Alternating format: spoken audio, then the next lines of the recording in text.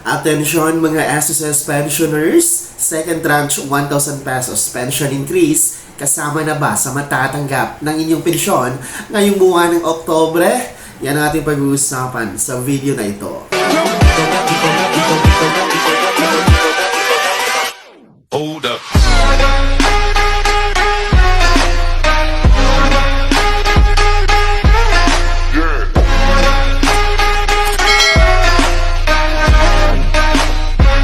Hello mga ka-vlogs! Welcome dito sa aking YouTube channel. Magandang araw po sa lahat ng mga manonood. Saan po kayong dako sa mundo? Kumusta mga ka-vlogs? Pag-uusapan natin ngayon ang second tranche na 1,000 piso na increase para sa buwan ng Oktobre dahil magtatapos na nga tayo ngayong buwan ng Setyembre. Kumusta kaya ito? Mapasama na ba ito sa inyong matatanggap na pensyon ngayong Oktobre 1 para sa first batch and October 16 para sa mga second batch? Mamaya-maya, aalamin natin ang kasagutan mismo mula sa SSS. Pero bago ang lahat, kung bago ka pa lang dito sa aking YouTube channel o di kaya hindi ka pa nakasubscribe, abay click nyo muna ang ating subscribe button na nasa baba at huwag kalimutan na pindutin ang notification bell para naman ma-notify kayo sa lahat ng mga videos na i-upload ko. Yes po, mabalik tayo dito sa second tranche 1,000 pesos pension increase sapagkat ito nga ngayon ang trending dito sa mga video sa YouTube natin kung saan palaging nababanggit ang second tranche 1,000 piso na pension increase ng SSS. So it's been almost 7 years na hindi nga po naibigay pa ang second tranche sapagkat ang first tranche ay naibigay na po ito noon pang 2017 sa kapanahunan pa ng dating Pangulong Duterte. So ngayon 2024, actually mag-2025 na tayo. So 7 years na talaga ang nakalipas. Kumusta na kaya ito? Kaya pa bang ibigay ng SSS? Ano ang kanilang ginagawa para sa issue na ito? Para sa benepisyo na ito na ang sinasabi naman po ng ating gobyerno na dapat itong ibigay. So atin pong aalamin mismo ang kasagutan mula sa SSS President and CEO na si Rolando Ledesma Macasaid. Narito, pakinggan natin mga ka-vlogs. Yung 1,000 pang natitira na ibibigay para sa mga pensioner na seniors. Eto, makinig kayo ng mabuti. Kasi ako po ay hindi politiko, hindi ako bolero. Alam niyo po, ang SSS po ay may 3.5 million pensioners. 43 million miyembro, 3.5 million po pensioners. Klaro na sa inyo? Sa 1,000 po, ang gastos ng SSS, 3 million times 1,000 po. Magkano po? 38 billion. 3.5 billion po a month. Okay? Sa isang taon ho, kasi may bonus kami. So times 13, roughly po, ang 1,000 piso na binibigay ko po kasi pensioner din ako ay ang gastos, ang lumalabas na pera po ay 45 billion a year. Naintindihan nyo na po ang epekto? In 10 years po, 450 billion pesos ang lalabas. Naintindihan nyo na? Klaro na po sa inyo. Kaya po ang pagbibigay ng 1,000 ay kailangan masusing pag-aaral talaga. Ngayon, naintindihan nyo na po? Kasi po, hindi po ako madamot. Tanungin nyo po sa kanila. Ako yata po ang pinakagastador na presidente ng SSS. Pero po, binabalanse ko the financial viability. Ibig sabihin, ang safety po ng SSS. Para po ang mga bata tulad ninyo, tulad nila po, ay may pera pa ho. Kasi po, kung in 10 years gagasta ako ng 450 billion, sir, hindi naman po maliit ang 400. Sana po, naintindihan nyo na ngayon, yung 1,000. Kasi ang dating po, maliit. Pinagkakait ko pa yung 1,000. Ngayon, alam nyo na kung paano po ang ibig sabihin ng 1,000. Babalansehin ko yun. Kaya ho, hanggang ngayon ho, kahit anong pag-aaral, sabi ko, pipilitin namin, pero ho, I have to talk to the president, paano to. Parang malaki masyado po yung amount. Ayoko naman po kung ano mangyari sa SSS. Baka ho, mga bata, sana si yung SK na pumirma sa akin kanina, pag ginawa ko yan, baka after 20 years. O, tama ba ako? Ngayon naintindihan nyo na. Klaro na sa inyo, ha? So ayun po, napakinggan ninyo ang kasagutan mula mismo sa presidente ng SSS na si Mr. Rolando Macasait.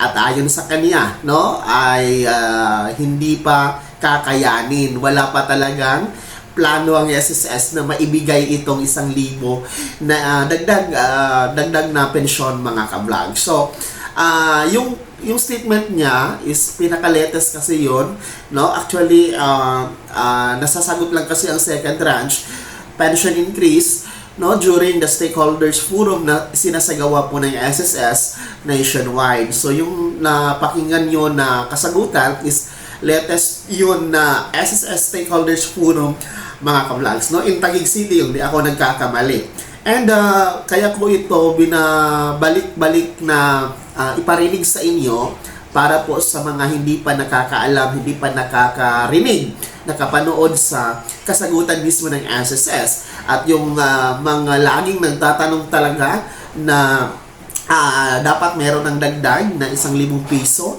na pension sa SSS, yung tinatawag na second tranche. No? At least alam nyo na mismo sa SSS President nanggagaling ang sinasabi niya na hindi pa kakayanin ng SSS ang second tranche 1,000 pesos pension increase. No? Actually, sa kanyang computation, talagang mahihirapan daw ang SSS, no, sa more than 3 million, I think 3.5 million na mga pensyonado ng SSS, no, nangangailangan siya ng roughly 42 to 45 billion a year, mga ka-vlogs, no, kasama na po ang 13th month pay during Pasko. Kasi meron kayong matatanggap na bonus o yung 13th month, no, during December 1 yan, no, marireceive ninyo, mga ka-vlogs. So, kailangan daw ng 45 billion. So, ang sa atin lang naman, no, the last year, nais natin paalala sa SSS na 83 billion pesos ang net sales income ng SSS. No? Malaking halaga, malaking pera po ang na-save, no? Ang tawag nito, ang net income ng SSS last year, 83 billion. So, when we say net sales income, ay malinis na po yun, bawas na ang mga expenses. And ngayong 2024 nga, ang target ng SSS, no, sa pagtatapos nitong 2024, yung quota nila o yung goal nila ay 140 billion pesos. So, talagang tinimes 2 ng SSS ang kanilang goal. And I think kayang-kaya po yun dahil sa dami po ng bagong miyembro ng SSS. No? Sa mga hindi pa nakakaalam, ang goal ng SSS na magiging bagong miyembro ngayong 2024 ay 2 million new members. Pero alam nyo ba na lumagpas na ito noon pang mga, I think, buwan ng July, lumagpas na sa 2 million ang target new SSS members. So, ang target na lang ngayon ng SSS ay magiging 4 million. So, ganun karami. Kasi kailangan talaga ng SSS na maraming miyembro para maraming contribution.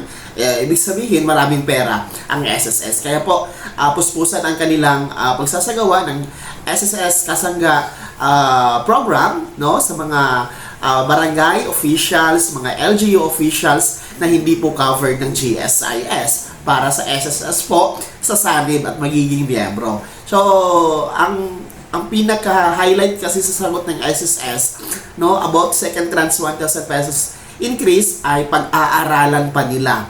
No, pag-aaralan pa nila paano ito maibigay. So, yun po ang ating dalangin no, na sana naman ay magkakaroon na ng konklusyon yung kanilang pag-aaral, no, para malaman natin kung talagang ibibigay pa ba or hindi na. So, dapat ibigay talaga kasi ang laki naman ng pera ng SSS. Ang laki ng net sales income ng SSS. Kahit pa paano, yung 1,000 piso, malaking bagay po yung pandagdag sa inyong mga gamot, pagpapagamot, no, pagbili ng pagkain at iba pa ang mga SSS pensioners. Pero ang mas malinaw ngayon, no, ang malinaw talaga ngayong Oktobre, wala kayong aasahan na dagdag pensyon. Kung ano po ang inyong natatanggap sa mga nakaraang buwan, yun pa rin po ang halaga na matatanggap nyo ngayong Oktobre 1 para sa mga first batch SSS pensioners and October 16 para sa second batch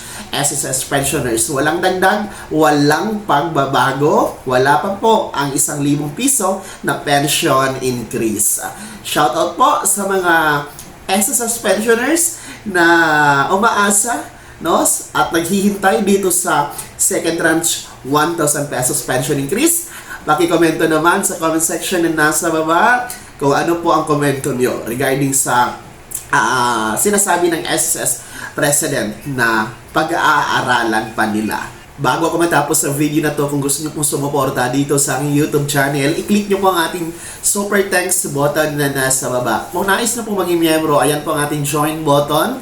Nasa baba pa rin yan mga ka-vlogs, no? Maraming perks dyan. Be my member now.